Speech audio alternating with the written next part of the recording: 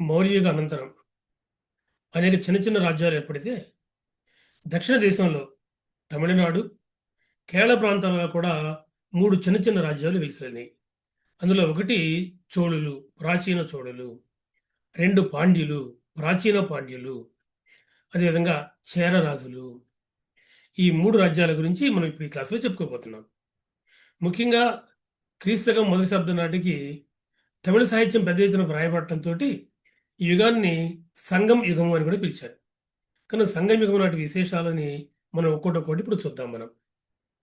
ప్రాచీన చోళులు వీళ్ళు కావేరీ నది డెల్టా ప్రాంతాన్ని, అంటే తూర్పు కోస్తా ప్రాంతాన్ని పరిపాలించారు. కానీ ప్రాచీన చోళులు పరిపాలించినటువంటి ప్రాంతము తూర్పు తీరం, బంగాళాఖాతానికి తూర్పు తీరం, కావేరీ నది డెల్టా ప్రాంతం. దీన్ని పరిపాలించారు వాళ్ళు. మ్యాప్లో చూడండి, మీకు అర్థమవుతుంది. చోళుల రాజధాని ఉరయూరు. ఈ ఉరయూరు అప్పటికే ప్రతి వ్యాపారానికి బాగా ప్రసిద్ధి.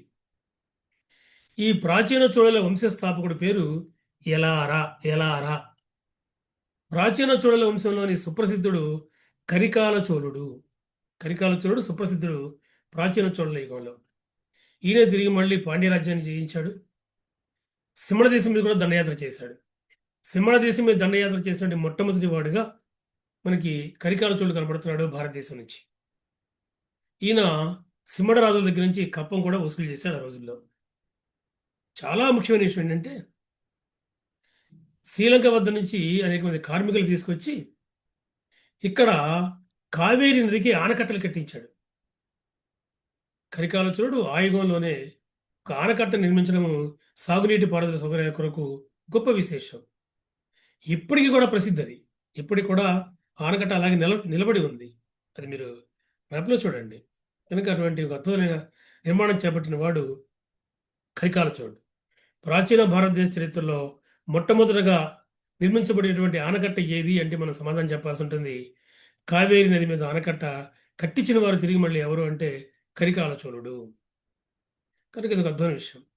కరికాల, చార్డ్ లెగ్, కాబట్టి కరికాల చోళుడు.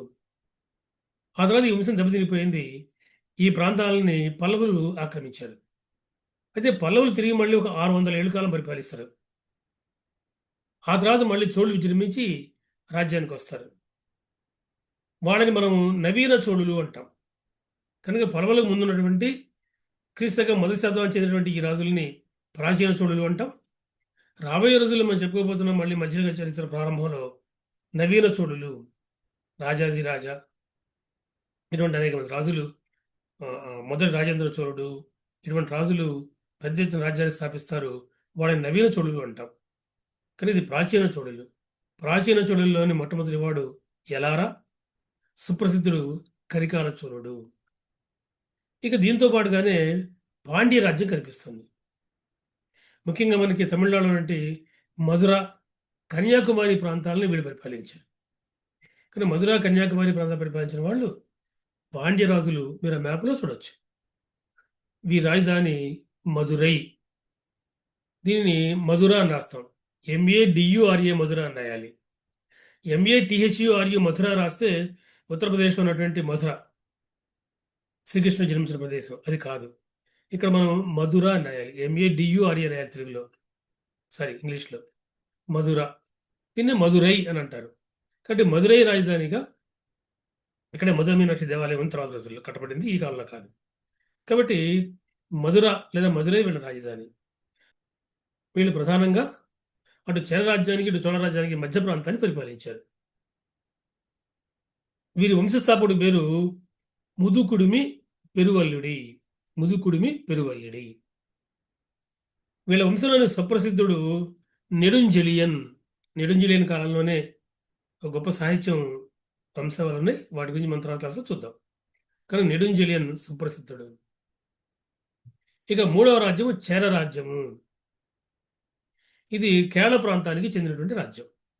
కొచ్చిన్, తిరువాన్కూర్ ఈ ప్రాంతాలలో చేరరాజులు రాజ్య పరిపాలన చేసి పరిపాలించారు.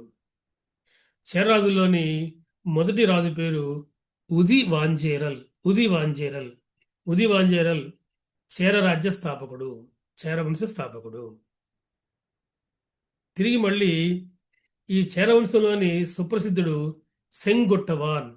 సెంగొట్టవాన్. SENGUTTAVAN. సెంగొట్టవాన్. ఇతనికి ఎర్ర చేర అనే బిరుదు కూడా ఉంది. రెడ్ చేర అనే బిరుదు కూడా ఉంది. కానీ ఎర్ర చేర అనే బిరుదు ఉన్నటువంటి సెంగొట్టవాన్ చేర వంశంలోని సుప్రసిద్ధుడు. కనుక సంగయుగంలో చిన్న చిన్న రాజ్యాలే, పెద్ద పెద్ద అంశాలు లేవు.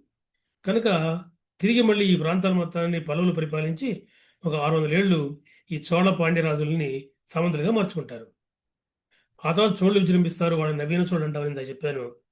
ఆ చోళుల్ని ఓడించి మళ్ళీ పాండ్యులు వస్తారు. ఆ పాండ్యుల్ని నవీన పాండ్యులు అంటే అప్పుడు మనం చూస్తాం. ఆ నవీన పాండ్యుల మీదకే దండయాత్ర జరుగుతుంది. దండయాత్ర చేసి మాలిక్ కఫూర్ ఆక్రమిస్తాడు. అవి మళ్ళీ మన మధ్యకాలంలో వస్తాయి. కానీ ఇది ప్రాచీన యుగం. ప్రాచీన చోళులు, ప్రాచీన పాండ్యులు, ప్రాచీన చేరరాజులు. ఈ అంశాలను గుర్తుపెట్టుకోండి. ముఖ్యంగా ఈ యుగంలో అత్యంత ప్రధానమైంది సాహిత్యం, తమిళ సాహిత్యం. తమిళ సాహిత్యం పేరు మీదనే దీనికి మళ్ళీ తిరిగి మనకి ఒక రకంగా సంగమ సాహిత్యం అని పిలిచాం. కాబట్టి సంగమ యుగం అని పిలిచాం. ఆ సంగమ యుగంలోని అద్భుతమైనటువంటి సాహిత్యాన్ని నేను మీకు మళ్ళీ తిరిగి నెక్స్ట్ వీడియోలో అందజేస్తున్నాను. ఆ వీడియో కూడా మీకు వెంటనే ఈరోజు రిలీజ్ అవుతుంది. ఎదురు చూడండి. బాగా చక్కగా చదువుకోండి. ప్రస్తుతానికి స్వస్తి.